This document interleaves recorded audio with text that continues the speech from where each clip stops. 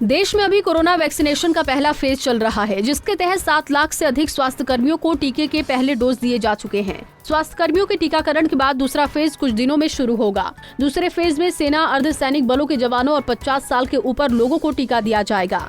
इसी के तहत मुजफ्फरपुर जिला के सदर अस्पताल में 50 साल से अधिक के स्वास्थ्य कर्मियों का आज से टीकाकरण शुरू किया गया। गोविंद लाइन TKS टीकाकरण का शुभारंभ civil surgeon doctor Shailendra Prasad Singh ने टीका लेने के बाद किया। टीकाकरण के बाद डॉक्टर शैलेंद्र प्रसाद सिंह ने बताया कि कोविड-19 के टीकों को लेकर जितने प्रकार की भ्रांतियां फैलाई जा रही हैं, वो बिल्कुल निराधार हैं। उन्होंने खुद आज टीका लिया है और पूरी तरीके से स्वस्थ महसूस कर रहे हैं। उन्होंने बताया कि 28 दिन के बाद इसके दूसरे डोज को लिया जाएगा। वैक्सीनेशन लिए हैं, क्या संदेश रहेगा? संदेश, हम लोग वैक्सीनेशन लिए हैं और कहीं कोई प्रॉब्लम्स नहीं है। आधा घंटा वेटिंग रूम में भी रहे हैं। यहाँ तक कि एक प्रिक का जो पेन होता है वो भी एहसास नहीं होने दिया और सभी के सभी इंजॉय कर रहे हैं। आधा घंटा बैठ के एंजॉय किए, उसके बाद निकल के एंजॉय कर रहे हैं और लोगों को लेना चाहिए। हम लोग इतनी उम्र के हो गए हैं, उसके बाद लेने नहीं चक रहे हैं, दूसरों को क्या दिक्कत है? कहीं न कहीं जो अफवाह वाली बात थी, परेशानी वाली बात थी, ऐसा बिल्कुल भी नहीं है। एकदम बिल्कुल गलत। बिहार में एक बार फिर से अपराधियों का तांडव देखने को मिला है। देर रात मधेपुरा में एक कोचिंग संचालक से कथित रूप से दुर्व्यवहार के आरोप को लेकर सैकड़ों उपद्रवियों ने थाने पर ही हमला कर दिया और तोड़फोड़ करते हुए जमकर पथराव किया। इस हमले में कई पुलिस वाले समेत आम लोग भी गंभीर रूप से घायल हो गए। ठीक उसी समय मधेपुरा के स्टेशन चौक स्थित एक थोक किराना व्यवसायी की दुकान में 2 बाइक पर सवार 6 हथियारबंद अपराधी लूट की बड़ी वारदात को अंजाम दे रहे थे। बेखौफ अपराधियों ने हथियार के बल पर आलू प्याज के थोक विक्रेता की दुकान से लगभग 4 लाख रुपए लूट लिए। वहीं लूट की सारी वारदात CCTV में कैद है।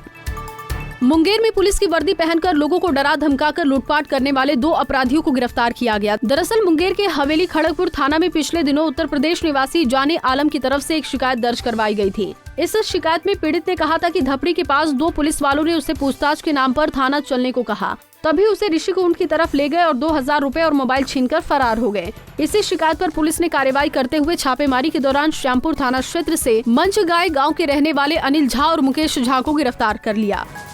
भोजपुर में एक बार फिर से खाकी का बदनाम चेहरा सामने आया है, जहां खाकी सड़क पर सरेआम वसूली करती हुई दिखाई दी। वीडियो में साफ तौर पर देख सकते हैं कि दारोगा खाकी को बदनाम करते नजर आ रहे हैं, जिसके बाद एक्शन में आकर भोजपुर SP ने दारोगा को गिरफ्तार किया है। भोजपुर SP ने बताया कि दारोगा जितेंद्र सिंह चांदी थाना में पदस्थापित है और कई बार गांव के लोगों के द्वारा ये बातें सामने आई थी कि यहां पर अवैध वसूली ट्रकों से की जा रही है, जिसकी वजह से सड़क पर जाम की स्थिति भी बन जाती है और गाँव के लोगों को भी समस्याओं का सामना करना पड़ता था। SP ने कहा कि एक वीडियो के आधार पर दारोगा को रंगे हाथों गिरफ्तार कर जेल भेजा गया। छपरा के जयप्रकाश विश्वविद्यालय की तरफ से जाहिन फातिमा गणतंत्र दिवस परेड में भाग लेंगी। जाहिन फातिमा बिहार स्टेट की तरफ से द्वितीय स्थान प्राप्त करके जयप्रकाश विश्वविद्यालय का नाम रोशन कर चुकी हैं। अब वो गणतंत्र दिवस परेड में दिल्ली में भाग लेंगी। बता दें कि PRD परेड में चयन के लिए खुद जयप्रकाश विश्वविद्यालय के कुलपति फारूक अली ने अध्यक्षता की थी, क्योंकि वो पूरी तरह से पारदर्शिता लाना चाहते थे। समस्तीपुर में अपराधियों का तांडव थमने का नाम नहीं ले रहा है। मामला उजियारपुर थाना क्षेत्र के चंदौली चौक का है। यहाँ बाइक सवार 3 अपराधियों ने एक दवा दुकानदार को गोली मारकर गंभीर रूप से जख्मी कर दिया। इस दौरान ग्रामीणों ने एक अपराधी को धर दबोचा और उसकी जमकर पिटाई कर दी। बेखौफ अपराधियों ने दुकानदार को जान से मारने की पूरी कोशिश की थी, लेकिन गोली संयोग से दवा दुकानदार के हाथ में लगी, जिससे दुकानदार जख्मी हो गया। आनन फानन में ग्रामीण जख्मी युवक के इलाज के लिए निजी अस्पताल लेकर पहुँचे। उसकी हालत खतरे से बाहर बताई जा रही है। औरंगाबाद में महज 5 कट्ठा जमीन के लिए एक बेटे ने अपने बाप को ही लाठी डंडे से पीटकर मौत के घाट उतार दिया। आरोप है कि उसने अपनी पत्नी और ससुर के साथ मिलकर इस घटना को अंजाम दिया। घटना दाऊदनगर थाना क्षेत्र के देवही गांव की है। यहाँ 5 कट्ठा जमीन के बंटवारे को लेकर 2 भाइयों के बीच विवाद हुआ था। देखते ही देखते विवाद मारपीट में बदल गया। अपने दोनों बेटों को आपस में लड़ता देख पिता राम सिंहासन बीच बचाव करने पहुंचा। तभी बड़े बेटे जयराम कुमार की पत्नी और ससुर भी वहाँ पहुँच गए। तीनों ने राम सिंहासन सिंह को इतना पीटा कि मौके पर ही उनकी मौत हो गयी। बिहार की राजधानी पटना में 11 दिनों से लापता सेना के सूबेदार के बेटे का 100% शव मिला है। दीघा थाना क्षेत्र के गंगा नदी के किनारे देर रात शव बरामद किया गया। शव की पहचान परिजनों ने सूरज के पैंट से की। पुलिस ने शव को जब्त कर पोस्टमार्टम के लिए भेजा। बाद में शव को परिजनों के हवाले किया गया। उसके पिता मध्य प्रदेश में तैनात हैं। गौरतलब है कि लखीसराय की पीरी बाजार थाने के अभयपुर का रहने वाला सूरज कुमार मिश्र पटना में रूपसपुर के विजयनगर में किराए पर रहकर BCA की पढ़ाई कर रहा था और उसने बॉक्सिंग में ब्लैक बेल्ट ले रखा था।